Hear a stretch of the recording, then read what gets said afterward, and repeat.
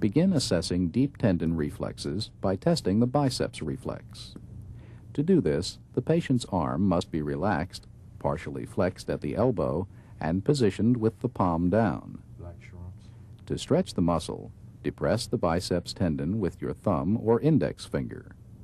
Strike your thumb or finger briskly with the reflex hammer. You should feel the biceps muscle contract and see flexion of the forearm. Here you see a 2+ response. Just keep your arm as relaxed as you can. To assess the triceps reflex, flex the patient's arm at the elbow with the palm toward the body and pull the arm slightly across the chest. Strike the triceps tendon above the elbow. Watch for contraction of the triceps muscle and extension at the elbow. Here you see 2+ responses.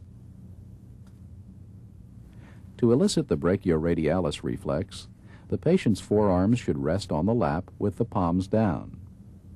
When the patient is ready, strike the radius 1 to 2 inches above the wrist. Observe for flexion and supination of the forearm. Again, you see 2+ responses.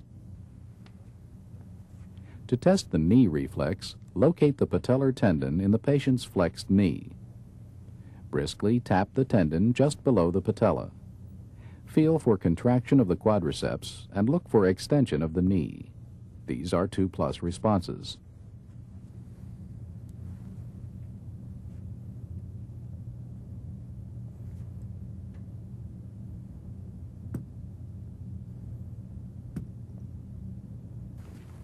To test the ankle reflex, extend the patient's leg somewhat at the knee, dorsiflex the ankle firmly, and strike the Achilles tendon.